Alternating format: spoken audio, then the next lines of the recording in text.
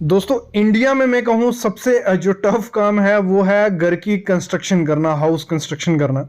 और इसमें काफ़ी बड़ा योगदान कुछ कॉन्ट्रैक्टर क्या करते हैं, आपको फुलिश सुजेशन देते हैं, बेवकूफ़ बनाते हैं। क्यों बनाते हैं? वो बनाते इसलिए हैं कि उनका मटेरियल बचे, उनका पैसा बचे और वो ज़्यादा से ज़्यादा प्रॉफिट कमा सके।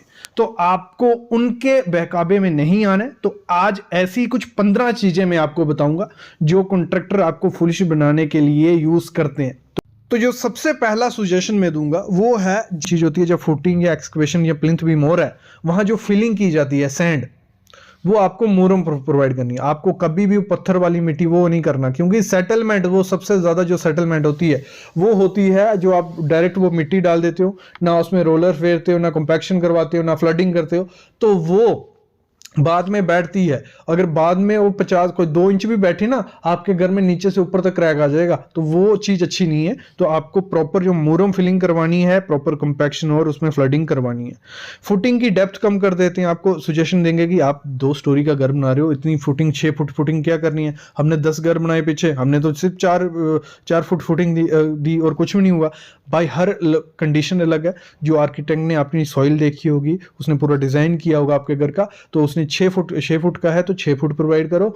नेक्स्ट चीज आपको जो करनी होती है वो करनी है आपको, देखो जब भी आप ड्राइंग लेके आते हो, जो तेज कॉन्ट्रैक्टर रहते हैं वो क्या बोलते हैं आपको कि ये जो आर्किटेक्ट है या स्ट्रक्चरल इंजीनियर है, इसने जो स्टील मेंशन किया, ये बहुत ज्यादा एक्स्ट्रा स्टील प्रोवाइड किया इसने। ये तो हम कब से घर बना रहे हैं, इतना स्टील हमने देखा नहीं।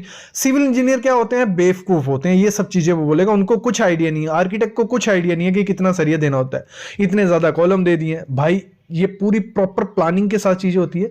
और आर्किटेक्ट जो आता है वो पूरा स्ट्रक्चर इंजीनियर से कंसल्ट करेगा, प्रॉपर लोड देखेगा, वो उस हिसाब से आपको सरिया देता है कि आपके कॉलम में इतना सरिया आएगा। क्योंकि फ्यूचर प्लानिंग भी कुछ नाम होता है। फ्यूचर प्लानिंग क्या है? आजकल लोग सिंगल स्टोरी के लिए डिजाइन नहीं करवाते, आप 3 स्टोरी को लेके चलते हैं, क्योंकि डुप्लेक्स 3 स्टोरी मतलब नॉर्मल है। तो उस हिसाब से उस चीज को डिजाइन किया जाता है। जैसे स्ट्रक्चर इंजीनियर ने बोला है वैसे ही आपको स्टील प्रोवाइड करना है। अगर उसने कहा है कि 4 मीटर पे एक बीम कॉलम देना है तो देना है। सरिया अगर 16 mm का है तो करो, नहीं तो कॉन्ट्रैक्टर आपको बोलेगा इतनी जरूरत नहीं है, यहां 16 की जगह 12 भी डालोगे तो कोई दिक्कत नहीं होगा। हम 100-200 घर बना चुके हैं, आज तक कुछ कंप्लेन नहीं आई है।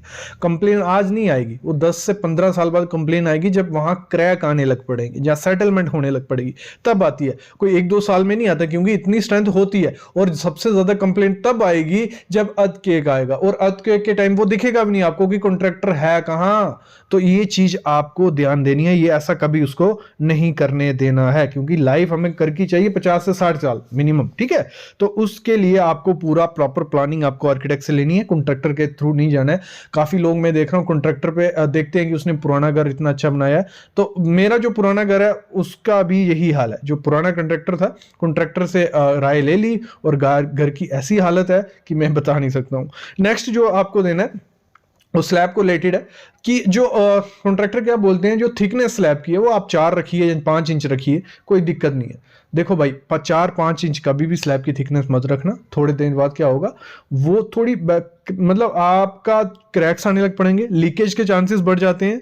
तो आपको बाद में जो वाटर प्रूफिंग करवानी है छत पे, इससे अच्छा आप जो थिकनेस है 6 इंच रखिए। 6 इंच थिकनेस काफी अच्छी है। उसमें आप स्लोप भी दे सकते हो प्रॉपर। अगर 4 से 5 इंच स्लोप थिकनेस रखोगे, मोटाई रखोगे स्लैब की, तो स्लोप कहां दोगे भाई? जहां ऊपर आपने 4 इंच दी, नीचे नीचे आते तक तो कुछ बचेगा ही नहीं। तो आपको मिनिमम 6 इंच रखनी है कि प्रॉपर स्लोप दे सको, ड्रेनेज प्रॉपर हो, पानी हमेशा छत से नीचे आ जाए, ऊपर रुके नहीं। तो इसलिए आपको थिकनेस का भी ध्यान रखना है। तो कॉन्ट्रैक्टर आपको बोलेंगे, फुलिश बनाएंगे कि इतनी जरूरत नहीं है, आपका बहुत खर्चा बचेगा अगर आप इतनी थिकनेस देते हो। और जब वो थिकनेस दे रहे होते हैं तब भी ध्यान रखना है कि प्रॉपर उन्होंने जो मार्किंग है वो की है कि नहीं। नेक्स्ट चीज जो होती है वो वॉल को लेके होती है। मतलब इसमें बहुत खेलते हैं कॉन्ट्रैक्टर। वो बोलते हैं कि अगर आप फ्रेम स्ट्रक्चर बना रहे हो, आप कॉलम बीम वगैरह दे रहे हो, तो दीवार की कोई जरूरत नहीं है। इंजीनियर्स ऐसे बोलते हैं कि लोड तो ट्रांसफर होगा, लेकिन भाई मेरे सुनो, फ्रेम स्ट्रक्चर है, कोई दिक्कत नहीं है, लेकिन बाहर की जो दीवारें होंगी, पार्टीशन जो अंदर के रूम डिवाइड कर रहे हो, बाथरूम डिवाइड कर रहे हो, वहां 4 इंच की दो, कोई दिक्कत नहीं है, कोई कुछ नहीं बोलता। लेकिन बाहर की जो दीवार है वो 9 इंच दो। एक तो सेफ्टी पर्पस के हिसाब से भी वो अच्छा है, बाकी वो भी एज ए लोड, मतलब लोड बेरिंग का काम करती हैं दीवारें। ऐसा नहीं है कि सब कुछ लोड कॉलम ही कर रहे हैं, बाहर की दीवारें आप दो तो थोड़ा सेफ रहता है। तो आपको जो बाहर की दीवारें 9 इंच रखो, अंदर की 4 इंच रखो ही रखो। एक बहुत बड़ा खेल खेलते हैं, जो कॉन्ट्रैक्टर को सबसे ज्यादा दिक्कत आती है बनाने में, वो होती है सीढ़ी। सीढ़ी में वो बहुत धोखाधड़ी आपके साथ कर सकते हैं। सीढ़ी में स्टील में जोल जाल हो जाता है, क्योंकि प्रॉपर अगर स्टील बांधने जाएंगे सीढ़ी का तो काफी टाइम लगता है। वो क्या करते हैं, सिंपल 12 mm का सरिया ऊपर से नीचे दौड़ाएंगे, डिस्ट्रीब्यूशन बांधेंगे और भर देते हैं। लेकिन आपको क्या करना है, आपको प्रॉपर जो स्टील होता है, स्टील में दोनों तरफ कॉलम दो, मतलब बीम दो दोनों तरफ, और जो प्रॉपर सरिया होता है, डबल मैश प्रोवाइड करते हैं, उसको प्रोवाइड करो तो अच्छा रहता है, सेफ्टी प्रॉपर रहती है उस चीज की।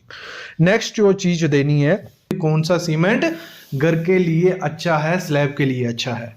पहले डिपेंड होता है कि छत आप कोई भी सीमेंट डालो, किसी भी कंपनी का डालो, लेकिन उसमें आपको 3 चीज़ें समझनी पड़ेंगी। ग्रेड, देखो ग्रेड और type of cement. OPC cement आता है, एक ऑर्डिनरी पोर्टलैंड सीमेंट, एक आता है पोर्टलैंड पोजलाना सीमेंट। 2 सीमेंट बेसिकली आजकल इंडिया में यूज़ किए जा रहे हैं छतों के लिए। तो इसमें ग्रेड आता है 33 ग्रेड, 43 ग्रेड, 53 ग्रेड। आपको हमेशा ध्यान देना है कि आपको 53 ग्रेड ही यूज़ करना है। किसके लिए? छत के लिए। जब भी कंक्रीट करो आप छत का, उसमें आपको 53 ग्रेड यूज़ करना है। और मैं कहूँगा ओपीसी, ठीक है, अगर ओपीसी मिल जाता है, ओपीसी और पीपीसी में से कोई भी यूज़ करो, लेकिन अभी पीपीसी यूज़ करोगे तो आप क्रैक से बचे रहोगे। पीपीसी 53 ग्रेड जो आता है वो बेस्ट है। जो आपने रेलवे ट्रैक्स के वो देखे नहीं होते, जो स्लीपर्स पड़े होते हैं कंक्रीट के, उस पर कितना लोड वाइब्रेशन करता है, वो किसके बने होते हैं? पीपीसी 53 ग्रेड के। वो इतनी वाइब्रेशन झेल सकते हैं। तो इधर तो क्या, छत में कुछ ज़्यादा लोड भी नहीं आने वाला है। तो आपको मैं अभी एक सुझाव देता हूँ कि आपको जो अगर सीमेंट यूज़ करना है, तो अगर अंबुजा रूफ स्पेशल या अंबुजा कवच अगर आपको मिलता है तो आप उसको यूज़ करो, क्योंकि वो अच्छा ग्रेड है। पीपीसी 53 अंबुजा कवच सीमेंट है। जो अगर मैं नॉर्थ की बात करूँ, जम्मू एंड कश्मीर या हिमाचल में, तो वो बैग कुछ 480 रुपये पर बैग पड़ रहा है। अगर आप अच्छे से बात करोगे कि 100-200 बोरी चाहिए तो आपको 460-70 रुपये में वो मिल जाएगा। तो वो ही यूज़ करना है आपको। कौन सा? अंबुजा कवच, जिसका पीपीसी 53 ग्रेड, ये सीमेंट अच्छा है। और इसी वीडियो में बात करूँगा अगर कि आपको केमिकल यूज़ करना चाहिए कोई नहीं कि नहीं। देखो केमिकल यूज़ करोगे तो उसका तो कुछ अच्छा इफेक्ट तो होगा ही। केमिकल बनाए इसलिए हैं जो वाटर प्रूफिंग केमिकल है। होता क्या, दिक्कत क्या होती है, क्यों सबको ये लगता है कि वो अच्छे केमिकल यूज़ नहीं हो रहे हैं? क्योंकि उसका प्रोपोर्शन सही तरीके से नहीं डालते। 1-2 बोतल डाल दोगे इतने बड़े छत में, कहाँ वो पता चलने वाला है। जितना उसका प्रोपोर्शन उसकी बोतल पे लिखा हुआ है, जहाँ जो मैंने कल वीडियो डाली थी प्रोपोर्शन बताया था आपको, उस हिसाब से डालोगे तो वो कोई इफेक्ट करेगा। बाकी कंपनी की बात करूँ, डॉक्टर फिक्सिट का भी अच्छा है अगर यूज़ करते हो। अगर फॉस्रोक का मिलता है, नीटो उसका सिक्का का मिलता है, वो डालोगे, लेकिन प्रोपोर्शन के साथ तो अच्छा है। अगर नहीं डालना है तो आप क्या करो, जो मैंने बताया ना, जो वाटर प्रूफिंग सीमेंट आ रहे हैं, क्योंकि हर चीज़ के लिए आजकल मार्केट में सीमेंट है। प्लिंथ के लिए अलग, चनाई के लिए अलग, प्लास्टर के लिए अलग, रूफ के लिए अलग। तो वो इसीलिए बनाए हैं कि उसकी चीज़ को देखते हुए, खासियत देखते हुए। अभी हम बात करें जैसे वाटर प्रूफिंग, हमें छत पे क्या चाहिए होता है कि हमारे लीकेज होती है तो हमें वाटर प्रूफिंग चाहिए। तो अगर आप अंबुजा कवच या अंबुजा रूफ प्लस करते हो, रूफ के सबके आए हैं, अल्ट्राटेक के भी आए हैं, एसीसी के भी आए हैं, हाथी के आए हैं, सबके आए हैं। तो आपको रूफ स्पेशल देख के डाल देना है। लेकिन एक चीज़ ध्यान देनी है, सीमेंट कोई भी यूज़ कर लो, आपको अच्छी प्रैक्टिस करनी है कंक्रीट डालते हुए स्लैब का। नेक्स्ट जो चीज़ देनी है वो होता है कवर ब्लॉक।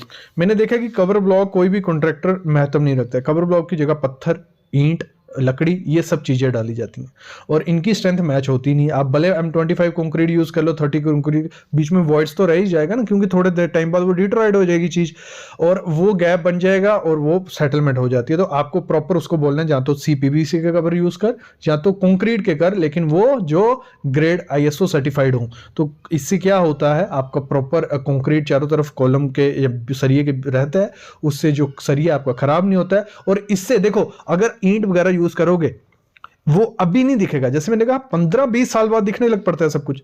उसके बाद जो आपका सरिया वो काला सा पड़ गया होता है, आपके छत का प्लास्टर गिर रहा है, आपका कॉलम में क्रैक आ रहे हैं, तो वो काफी देर बाद दिखता है। ये चीजें आपको अभी से ध्यान देनी पड़ेंगी।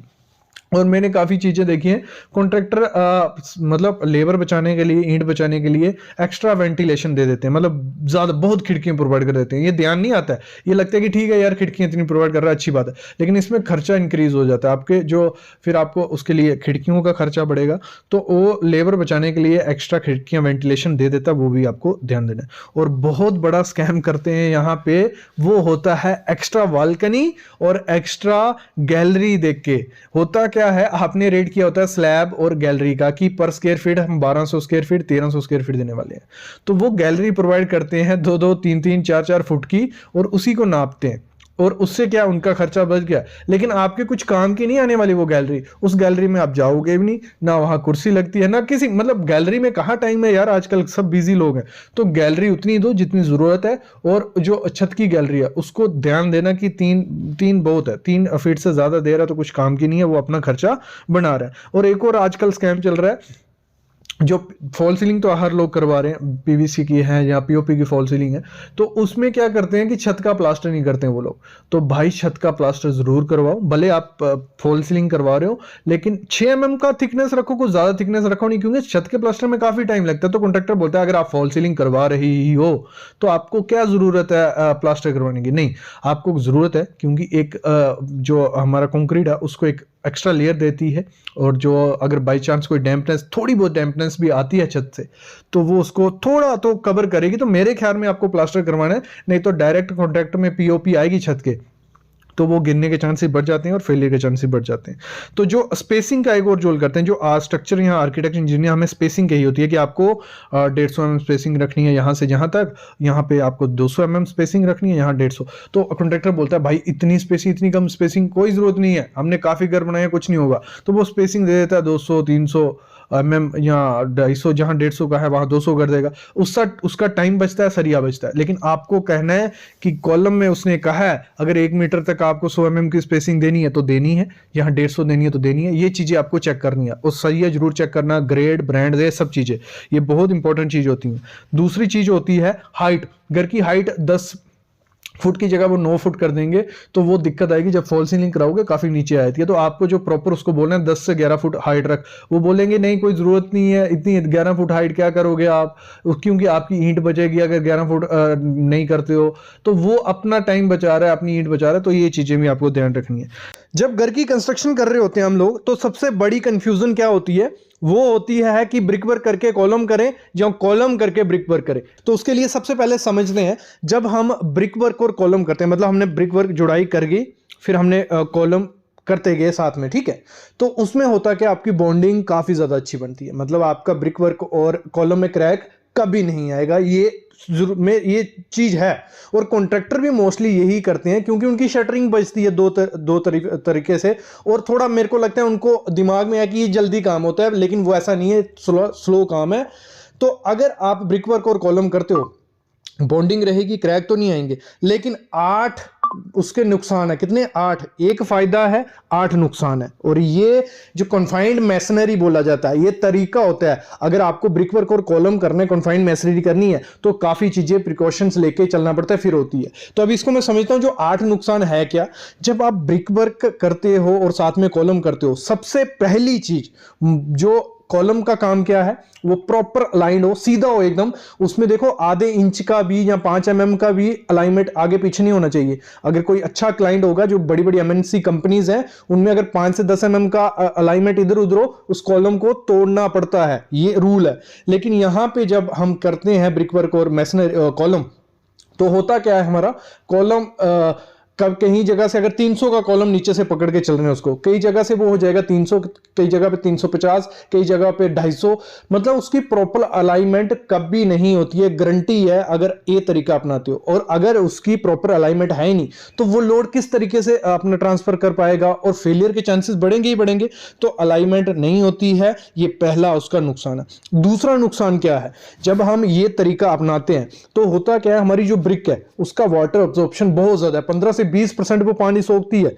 और यहाँ तो पानी उसको पिलाना, कैसे पिलाते हैं ब्रिकवर्क को, कोई उसकी तराई नहीं होती है, पहले उसको एक बाल्टी या जग फेंका और ब्रिक लगा दी, और उसकी तराई की नहीं की किसी ने नहीं देखा। 10 दिन तराई भी करोगे ना और तब भी वो पानी सोखेगी। और जब हम कॉलम कास्ट करते हैं, दोनों तरफ शटरिंग लगा दी, बीच में हमने कंक्रीट डाल दिया, जो मैसनरी होती है जहां बीच में जो मोटार है वो पूरा पानी कंक्रीट का सोख लेती है। और जब कंक्रीट को पानी नहीं मिलेगा, जैसे मैंने कल बताया, तो वो 50% उसकी स्ट्रेंथ कितनी डिक्रीज होती है, 50% अगर उसकी स्ट्रेंथ डिक्रीज हो गई तो बचा क्या, कुछ नहीं बचा। अगर M20 का ग्रेड यूज कर रहे हो, कंक्रीट यूज कर रहे हो, तो वो टेन्यूम नहीं बचा, और 10 का कॉलम कहां टिकेगा। तो आपको ये नुकसान भी सहना पड़ेगा कि आपका पानी जो ब्रिक होगी वो सोख लेगी जब कंक्रीट कर रहे होंगे, और जब बाद में तराई भी करोगे तब भी ये दिक्कत रहेगी। दो गलतियां रहती हैं। तीसरा नुकसान जो बहुत बड़ा होता है वो होता है हनीकॉम्ब। और हनीकॉम्ब अगर स्ट्रक्चर में आता है तो वो स्ट्रक्चर फेलियर के बहुत पास होता है, क्योंकि अगर किसी चीज में हम होल कर देंगे उसकी स्ट्रेंथ बहुत ज्यादा कम हो जाती है। और ये ब्रिकवर्क और कॉलम को साथ में कर रहे हैं, ऐसा हो ही नहीं सकता है कि उसमें हनीकॉम्ब नहीं आए, गंजा नहीं आए। और हनीकॉम्ब आता है, टेढ़ा मेढ़ा दिखता है, उसको फिलअप कर दिया जाता है प्लास्टर से, तो वो कंक्रीट किसी नाम का नहीं है। मेरे ख्याल में अगर आपको कन्फाइंड मैसनरी करनी है प्रॉपर तरीके से करो, नहीं तो अगर ब्रिकवर्क और कॉलम करना है तो कॉलम देने की कोई जरूरत ही नहीं है, क्योंकि वो प्रॉपर कॉलम आप नहीं दे रहे हो। ये तीसरा नुकसान है। चौथा नुकसान इसी में आ जाता है जब हम कंक्रीट कर रहे होते हैं, क्योंकि हमने उसको दो साइड से शटरिंग की होती है, प्रॉपर सपोर्ट्स उसको नहीं लग रही होती हैं। किया क्या होता है, कील मारे होते हैं या वाइंडिंग वायर अंदर घुसाई होती है, तो उसमें जब वाइब्रेटर लगाने की बारी आती है, वाइब्रेटर हम मारते हैं तो उसमें वाइब्रेटर लगता ही नहीं। अगर वाइब्रेटर मारोगे होगा क्या, शटरिंग खुल जाएगी, ठेकेदार वैसे डर जाएगा क्या किया ये, कोई वाइब्रेटर मारते नहीं है। और वाइब्रेटर नहीं मारेंगे क्या होगा, हनीकॉम्ब आएगा, कंपैक्शन नहीं होगी, बीच में वॉइड्स रह जाएंगे, तो वो फेलियर होगा ही होगा, बाद में क्रैक्स उसमें आएंगे ही आएंगे। और जब हम वाइब्रेटर मारने की कोशिश करते भी हैं, अगर बाई चांस बहुत अच्छी शटरिंग की भी है, क्योंकि टूथिंग होती है दोनों तरफ से, ब्रिक वर्क के को निकले होते हैं, खांचे छोड़े होते हैं, तो उसमें से क्या होता है, हमारी स्लरी बाहर निकलने लग पड़ती है वाइब्रेटर मारते हैं। अगर वाइब्रेटर नहीं भी मारते हैं, वो शटरिंग प्रॉपर से नहीं हुई होती है, क्योंकि उसमें स्पेस ही नहीं होती उस तरीके से, प्लाई भी मार लो, कुछ भी कर लो, तो होता क्या है, उस जॉइंट में से क्या निकलने पड़ने लगता है, सीमेंट और पानी दोनों साथ में निकल जाते हैं, और पीछे बचती क्या है, कपची, एग्रीगेट। तो वो क्या करेगा, कुछ भी नहीं कर सकता है। तो ये बहुत इंपॉर्टेंट चीज है। ये गलतियां हो जाती हैं अगर आप क्या करते हो, ब्रिकवर्क और कॉलम साथ में। फायदा एक ही है कि उसमें क्रैक नहीं आएगा, वो फायदा आपको उसमें भी मिल जाएगा जब आप कॉलम करते हो और फिर ब्रिकवर्क करते हो। मैं उसको बताने वाला हूं आगे कैसे करते हैं कैसे नहीं। लेकिन अगर मैं कहूं कि आपको ब्रिकवर्क और बाद में कॉलम करने हैं, तो मेरे ख्याल में as a technical person, as a engineer नहीं करना चाहिए, क्योंकि उसमें कुछ चीज हमारी बैलेंस नहीं हो रही है। जहां एक फायदा है 8 नुकसान है, तो वो चीज सही नहीं है। अगर कन्फाइंड मैसनरी, इसको कन्फाइंड मैसनरी बोलते हैं कि ब्रिकवर्क और कॉलम बाद में करें, स्टील का स्ट्रक्चर बाद में डालें, लेकिन इसमें प्रिकॉशंस कैसे लेने होते हैं। अगर आपको एक चीज करनी है, जैसे मैंने बताया, ब्रिकवर्क जो रहती है उसको अच्छे से पानी पिला लो, खूब सारा पानी पिलाओ कि उसका वाटर अब्जॉर्प्शन जो रहा है वो मतलब अप्रॉक्स जीरो हो जाए। जीरो होते नहीं है लेकिन वो बिल्कुल जीरो हो जाए। दूसरी चीज जो आपको शटरिंग करनी है, जब प्रॉपर शटरिंग करनी है और बीच में डालना है फोम, दोनों तरफ आपको साइड पे फोम डालना है कि आपकी प्लाई में से स्लरी बाहर नहीं निकले। तीसरी चीज, आपको प्रॉपर उसमें वाइब्रेटर डालना ही डालना है। चौथी चीज, जब आप ब्रिक वर्क कर रहे हो तो आपको पूरी अलाइनमेंट रखनी है कि आपका कॉलम जो नीचे से लेके ऊपर तक सेम होना चाहिए। तो ये चीजें पॉसिबल नहीं होती हैं, कॉन्ट्रैक्टर नहीं कर पाता क्योंकि इसमें टाइम जाता है। तो ये चीज नहीं करनी चाहिए। अभी आते हैं कॉलम, अगर हम पहले करते हैं तो फिर ब्रिक वर्क करते हैं, क्या होता है। देखो, सबसे पहला नुकसान जो देखा जाता है वो होता है कि जब हम कॉलम कर देते हैं, ब्रिक वर्क करते हैं, तो दोनों में जो बॉन्ड होती है, तो जॉइंट बनता है आरसीसी और ब्रिक वर्क में, मतलब दोनों का, वहां क्रैक्स आते हैं। क्यों आते हैं, उनको सही कर सकते हैं, क्योंकि इसमें नुकसान एक है, फायदे 8 है। ठीक है, समझ रहे हो। फायदे 8 क्या है, जब आप ब्रिक पहले कॉलम करते हो तो प्रॉपर अलाइंड रहता है, पूरा सीधा कॉलम रहेगा। जो लोड होगा वो प्रॉपर, स्ट्रक्चर मेंबर का काम क्या है, फ्रेम स्ट्रक्चर का काम क्या है, जो लोड आएगा वो प्रॉपर डिस्ट्रीब्यूट करेगा, ट्रांसफर कर देगा नीचे। ठीक है, तो जब आप पहले कॉलम करते हो, ब्रिक वर्क करते हो, जो उसमें जॉइंट होता है उसमें दो चीजें यूज कर सकते हैं, एक चिकन मैश और फाइबर मैश। अगर चिकन मैश और फाइबर यूज किया तो क्रैक के चांसेस 50% डिक्रीज हो गए। 50% डिक्रीज हो गए, 50 और करने हैं। 50 कैसे होंगे, जब आपने कॉलम खोला, ठीक है, उसके दूसरे दिन उस पे हॉकिंग करना स्टार्ट कर दो, टाचा मारना स्टार्ट कर दो, थोड़ा थोड़ा टाचा मार दो जहां जॉइंट आने वाला है वहां। जब आपने रफ कर दिया उस एरिया को, टाचा मार दिया, फिर उस पे जब ब्रिक वर्क करोगे तो वहां पे नीरू लगाओ, मतलब जो हमारा स्लरी रहती है एक अच्छी 1:1 की स्लरी बना के उस पे लगाओ और प्रॉपर उसमें ब्रिक वर्क चिपकेगी, अच्छे से लगेगी। और उसके बाद हमें चिकन मैश लगानी ही लगानी है, तो हमारा 100% क्या हो गया, वहां क्रैक नहीं आएगा। और फिर भी अगर आप उससे डर रहे हो तो आप क्या कर सकते हो, डॉवेल्स छोड़ सकते हो। जैसे हमारा 3 मीटर हाइट का हमारा कॉलम है, तो 1500 mm पे एक डॉबल छोड़ दो, 8 mm का सरिया बाहर निकाल दो उस तरीके उधर से, तो वो ब्रिक वर्क में जब जाएगा, जब जॉइंट बनेगा, तो कुछ चांसेस ही नहीं है कि वहां क्रैक आए। इससे क्या हुआ, क्रैक हमारा खत्म हो गया, लोड प्रॉपर से डिस्ट्रीब्यूट हो रहा है, प्रॉपर से हमारी कॉलम की क्यूरिंग हो रही है, प्रॉपर से आप वाइब्रेटर मार सकते हो। और ये रिच प्रोसेस होता है एक कंस्ट्रक्शन का, और इसमें आपको कोई दिक्कत नहीं आएगी। तो मेरे ख्याल में एज ए इंजीनियर मैं सजेस्ट करूंगा कि आप कॉलम पहले कास्ट करो, फिर ब्रिक वर्क करो, फिर स्लैब डालो, कोई दिक्कत नहीं है। तो अगर वो कन्फाइंड मैसनरी करते हो ब्रिक वर्क और कॉलम, तो उसमें काफी ड्रॉबैक्स हैं, काफी डिसएडवांटेजेस हैं। उनको जैसे मैंने कहा कैसे काउंटर कर सकते हैं, वैसे काउंटर करोगे तो एक अच्छा कंस्ट्रक्शन होगा। और कंस्ट्रक्शन में ये चीजें ध्यान रखोगे तो एक अच्छा घर आपका बनेगा, मजबूत घर बनेगा। सामने आप देख रहे हो स्टील है, स्लैब का स्टील बांधा जा रहा है, और आप देख रहे हो कि बीम जो स्लैब के स्टील के ऊपर है, ये क्या होता है, ये हमारे होते हैं हैच बीम, इनको बोल लो हैच बीम, जहां आप कंसील्ड बीम बोल लीजिए। तो इनका काम क्या है, ये स्लैब बीम होते हैं, मतलब स्लैब के अंदर ही दिखेंगे। जैसे हमारी कंक्रीटिंग हो जाएगी तो ये बीम ना नीचे से दिखेंगे ना ऊपर से दिखेंगे, मतलब ये स्लैब के बीच में ही रहेंगे। ये वहां प्रोवाइड किए जाते हैं, यहाँ पे देखो आपको स्लैब के नीचे बीम नहीं दिखाना है, जहाँ जहाँ ज़्यादा लोड नहीं आने वाला है, तो उस एरिया में हम इनको बीम को प्रोवाइड करते हैं। और इस काफ़ी ज़्यादा सस्ते पड़ते हैं as compare to T beam. तो ये होते हैं आप स्लैब बीम या कंसील्ड बीम इन्हें बोल लीजिए। फिर अगला टॉपिक है, आप देख रहे हो यहाँ मिस्टेक की जा रही है, यहाँ कवर ब्लॉक जो होता है, हमें कवर ब्लॉक प्रोवाइड करना पड़ता है स्लैब में।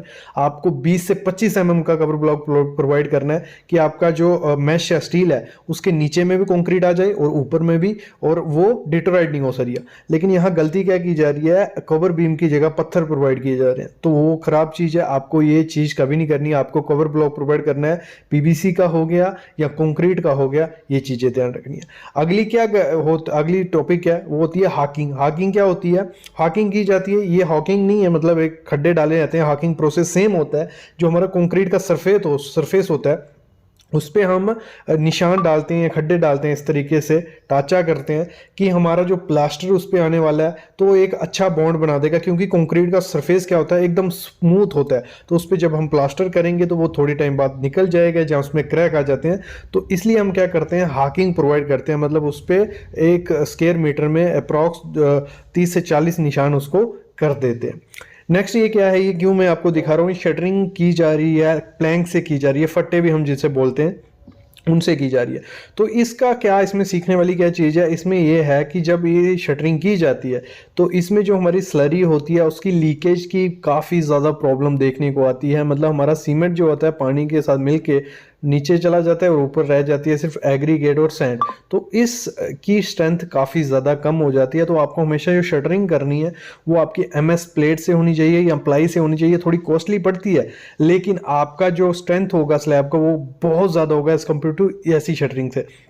इस शटरिंग में और एक दिक्कत और आती है कि जब ये शटरिंग की जाती है, जब शटरिंग खोली जाती है तो काफ़ी सरफेस ऐसे इरेगुलर शेप का होता है, तो उसको सही करने के लिए काफ़ी लेबर चली जाती है, लेबर कॉस्ट उसमें काफ़ी ज़्यादा लग जाती है। तो आपको ये कभी नहीं करना है।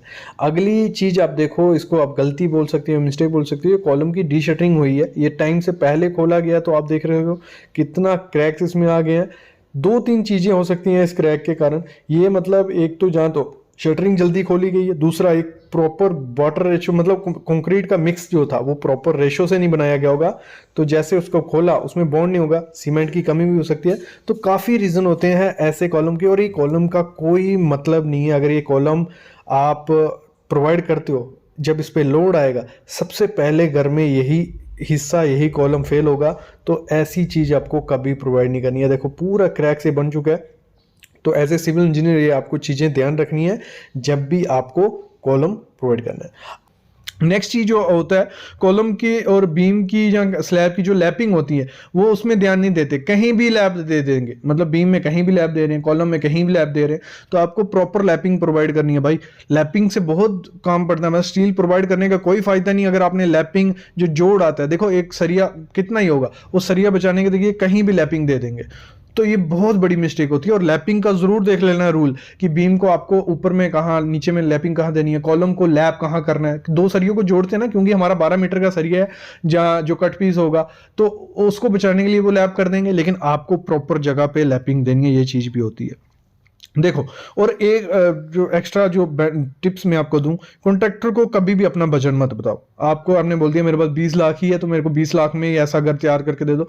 एक चीज मैं मस्ट कहूंगा, कॉन्ट्रैक्टर को कभी भी ना अपना बजट मत बताओ यार। अगर बजट बता रहे हो तो वो उसी हिसाब से आपका आपका माइंड सेटअप कर देगा, ये चीज लगाओ ये लगाओ। वो जो 20 लाख होगा ना, वो 20 लाख तो लगा ही देगा, 10 लाख एक्स्ट्रा लगवाएगा। तो आपको अपना बजट कभी नहीं बताना है कॉन्ट्रैक्टर को, जो मोल भाव वो कर लो, बाकी उसको कभी नहीं बताना है कि आपने ही हमारा काम करना है, मेरे पास आप ही एक कॉन्ट्रैक्टर हो। नहीं बोलना, मेरे पास 3 ऑप्शन है, लेकिन जो देखता हूं मैं जो अच्छा लगेगा, तो इस चीज को काउंटर करने के लिए वो अच्छी क्वालिटी भी प्रोवाइड करेगा, अच्छी चीजें भी आपको देगा। तो ये चीज भी बहुत इंपॉर्टेंट होती है। कभी भी उसको ये मत बोलना कि कम पैसे में कर दो। तो वो क्या बोलता है आपको, अगर आप बोलोगे कम पैसे में कर दो, थोड़ा कम कर, वो बोलेगा आपको एक लिए स्कीम है, आप टोटल पेमेंट साथ में कर दो, हमें 15% डिस्काउंट कर दूंगा।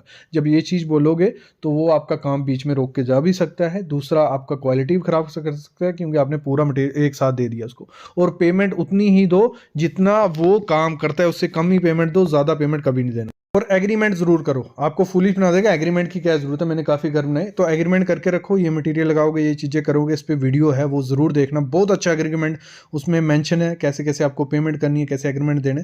जिसको वो चाहिए भी होगा तो हमारा व्हाट्सएप ग्रुप है, टेलीग्राम ग्रुप है, उसमें डाला रहता है थोड़े थोड़े टाइम बाद, तो वो भी आप देख लेना। तो ये 15 से 20 चीजें होती हैं। अगर ये 15 से 20 चीज़ें में आप बच गए तो अच्छा। ये तो आरसीसी का था। अगर फिनिशिंग के आइटम में आपको क्या क्या सजेशन मिल सकते हैं, क्या आपको बेवकूफ़ बना सकते हैं, उस पर वीडियोस चाहिए होगी, आप कमेंट करना, मैं ज़रूर ले आऊँगा। और प्लीज़ यार थोड़ा प्यार दो, शेयर करो, दोस्तों के साथ शेयर करो, और चैनल को जरूर सब्सक्राइब करके रखो।